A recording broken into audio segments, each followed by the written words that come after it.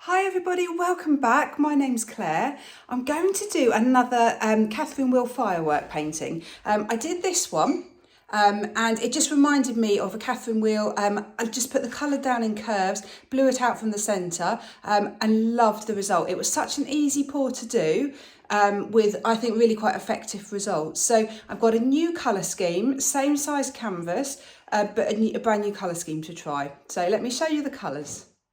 These are the colours I'm using. So I've got Amsterdam Permanent Blue Violet, Iridescent Orange Yellow by Pebeo, Montmartre Gold, De La Rowney Phthalo Turquoise, and Amsterdam White. And then this beautiful colour, which is just a colour that I scraped from my worktop after a pour. So the idea was to do purples and gold and orange, but I always love a splash of something totally contrasting, which is where the turquoise is coming in. So they're all mixed with floetrol and water. I'll put the recipe for the mixture in the description of the video. And then my canvas I've got ready here, so 30cm canvas. I've marked the centre. To mark the centre, I just drew a diagonal line. I should really use a longer ruler, rough from corner to corner, and then the same that way, so it gets the centre. And then I've just drawn on these curves. I've marked the centre of this edge and drawn a curve from the centre of the canvas to the centre of the edge, done that on all four sides, and then done one to draw some lines to the corners, the diagonals as well. So I'm simply just going to put some of the colours down onto these curves. So I'm going to start off with the turquoise, and I'm just going to follow roughly the curve from the centre of the canvas to the centre of each edge.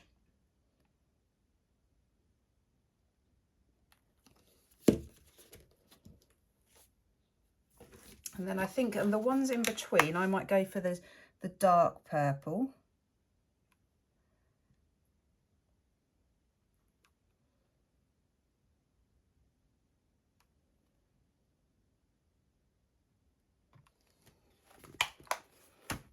And then just fill it in. I'm going to go for the white next to the turquoise.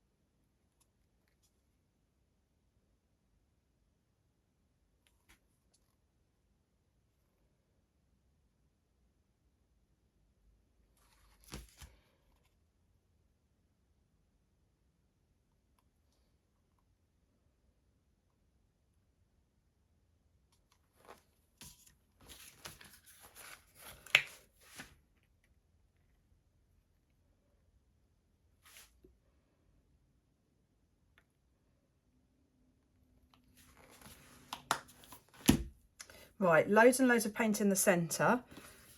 So I'm just going to fill in the sort of the mid periphery of this, so not right at the edge, but just a little bit more colour just in the middle.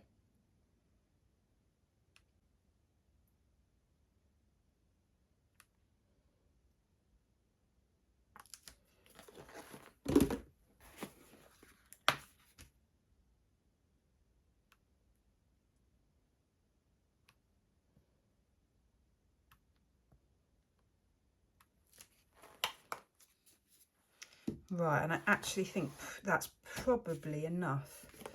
I'm just going to go for a hint more orange.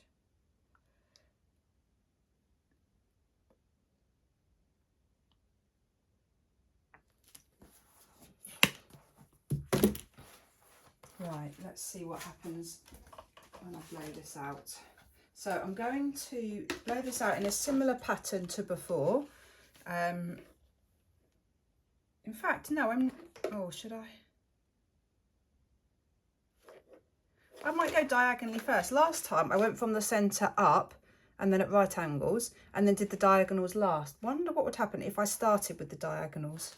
Let's try it, see what happens.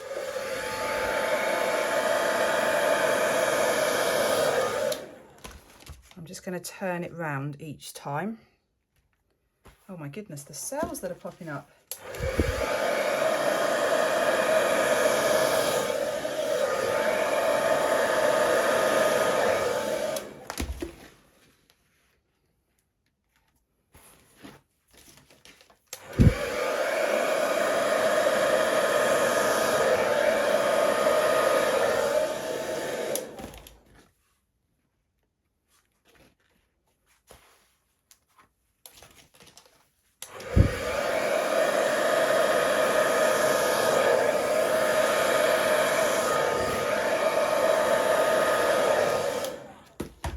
The colours are absolutely gorgeous.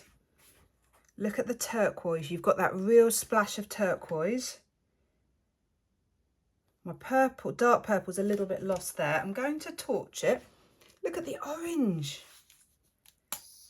I'm only going to torch in certain places. So for example here, where I think that dark purple should come through a little bit more. If I torch there, it comes through from underneath the gold. Same here. And here. And here actually. It just helps that dark purple to become a bit more obvious. I'm torching in the centre where there's some quite solid blocks of colour, because by doing that it's just helping other colours to come through.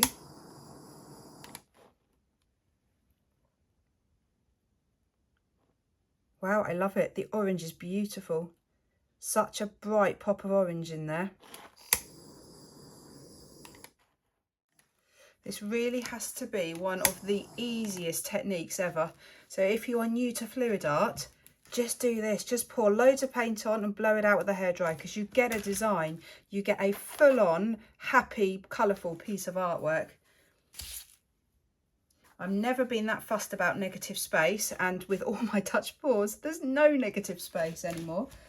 But that's what I like. If you imagine you've got a plain wall and then you put a painting with negative space on a plain wall, to me, I just don't like it. I like that full-on burst of colour. The sort of burst of colour that you notice when you walk past.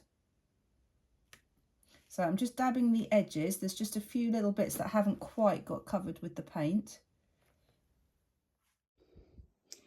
What a gorgeous colour combination. Just look at that orange.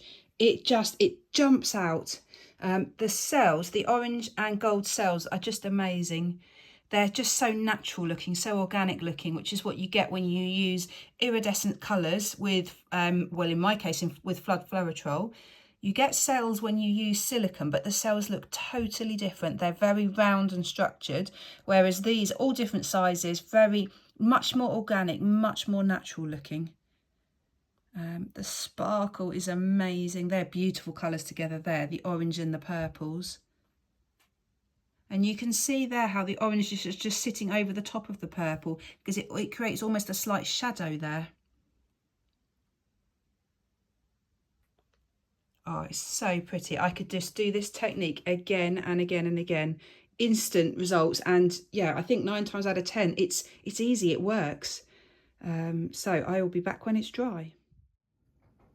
I am just so excited about these colours. They are amazing. That orange, I don't use orange enough. It's just so bright. Really, really beautiful. Let me show you the shine on this, because it's just incredible. The gold and that orange, oh, it's just absolutely beautiful. I can't wait to varnish this, or to even resin it, because the shimmer and the shine will just be absolutely gorgeous. Let me show you the cells. They are just gorgeous. It's really inspired me to do a pour like this, maybe just with the bronze, gold, orange, copper colours, the real kind of metally colours. But I guess to get the cells, you've got to add non-iridescent colours to get the cells to poke through. I think if you just did just iridescent, I'm not sure it would have the same effect.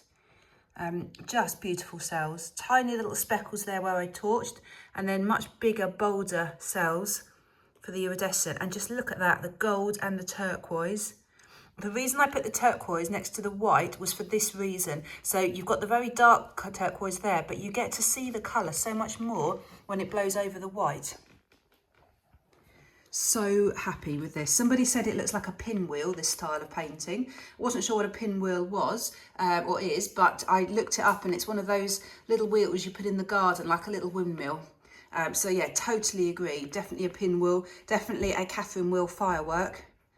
Yeah, so happy. Let me know what you think. Please leave me any comments you want to, any thoughts you have about it. Great. Have a lovely weekend. Take care. Bye.